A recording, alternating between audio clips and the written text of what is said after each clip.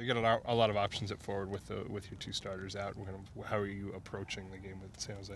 Yeah, I mean, there's different options. Obviously, David's getting closer. Estrada's getting closer. There's Ochoa, Zavaleta we've played up front as well, so there's can always push in Zakawani also. So there's different options. We've played Rosales up there, so we'll figure it out this week. How hungry is David? You mentioned close and playing the reserve game. Just how? Yeah, he's hungry. I mean, that's never an issue with David. It's about being smart. He's the kind of guy that you gotta sort of lock into his locker, to make sure he doesn't overtrain. It's tough for it to heal when you overdo it each day. So we got to find that right balance, and that's something that's a little more difficult for him. But he's making strides. He got through 45 minutes okay in the reserve game, so we'll see how he looks for as he comes through this week. What have you thought of Sammy's play up till now? I think it's been okay. He had the one chance there where he just didn't get to the ball ahead of Ricketts. He made a good ball that he laid through to Eddie when he got fouled by Baptiste. So he's involved in a couple of our plays that were very good offensive plays. Scored a good goal today. Who else kind of got your attention in the reserve game? I think some guys, did all right. Remick played all right. I thought in the reserve game, Zach Scott was good. Obviously, we expect that from him. Kasky, I thought, had a good game. Impacted the game. We're a little bit unlucky, and I thought our academy kids that came in did well also. If memory serves, this is probably the most consistent playing time that Sammy's seen in several years, probably even before he came here. Have you seen that pay off in terms of him getting familiar and whatnot?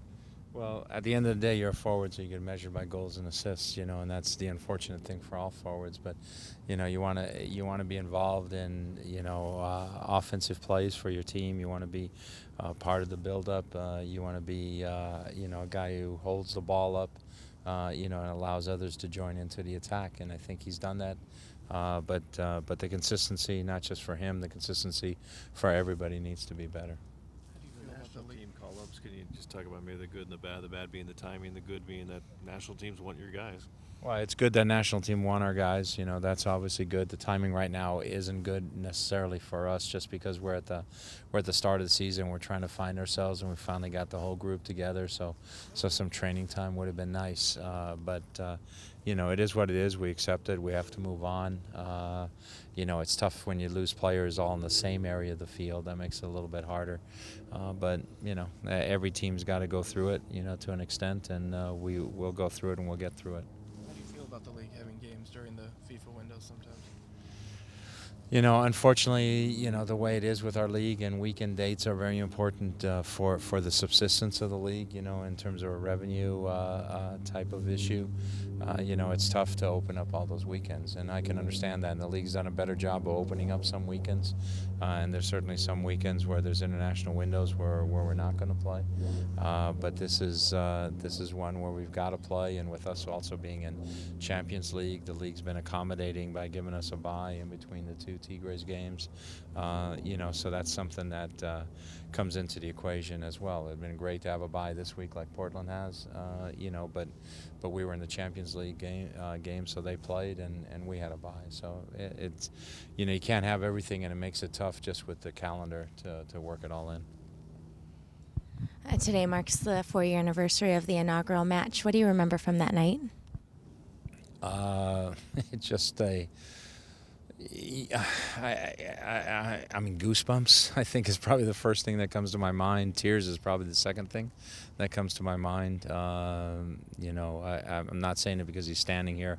I was very, very happy for Adrian because I knew how many years he had put into this project. It wasn't just, in 2008 that he decided, okay, it'd be great for Seattle to have an MLS team. There was a lot of years of work, and to see it filled and packed the way it was, and the crowd being so enthusiastic, it was everything that we had hoped for, but you didn't know if it was really going to happen. Then when it was really there, it was like, oh my gosh, this is unbelievable. How would you say soccer has grown here in Seattle from that day to now? Well, it's continued to grow. The sport obviously has gotten larger. The amount of fans we get to games is greater. I mean, the recognition of the team in the community has increased. Our fans have been tremendously loyal and supportive. Come win, tie, maybe not always in losses. No, they're even behind us in losses. They're always very supportive of our team and wanted to see our team succeed. And I think just a recognition factor of what we've done. I think it's also helped everybody else in the league. I think everybody else in the league has sort of looked at it and said, well, wait a second, this is something we want to aim for as well. And I think there's just been a little upsurge in the whole league that you've seen in the last 4 years, along with, other franchises like Portland, Vancouver, Montreal, that have gotten off to very good starts in new stadiums in places like Kansas City and Houston that have really pushed their attendance also. The guys were quick to call San Jose a hard-working team. What do you expect to see from them this weekend? They're a hard-working team. They're a team that battles and fights for each other. Obviously they're going to be missing a couple of guys in the back as well, but they're a team that just fights, looks for a lot of loose balls, looks to battle. They're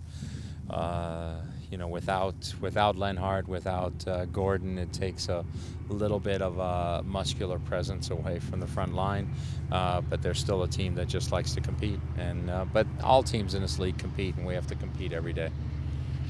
Can you tell us about Adam Johansson's status? Johansson's situation where we're going to part ways. It's really a salary cap situation primarily. Also with the trade for Shalry Joseph, and we know that Brad Evans has played some at right back, so that's a consideration that we have moving forward, that Brad would go back there. It's very important for Adam's career for him to have regular first-team minutes because he's on the Swedish national team, and with Brad maybe dropping the right back, DeAndre's development, and that might not have made that an all regular basis for him, but the main issue was just salary cap and to make things work at the end of the day. Is he fit at this point, or is he still injured? No, he's his knees recovered. I mean, he'd be okay to play at this stage. Yeah. Is this something that he wanted also? I think at the end of the day, the recognition is that he realizes it's beneficial for him as well. Especially with our thinking of when Shalry gets into the lineup, we might push Brad back there.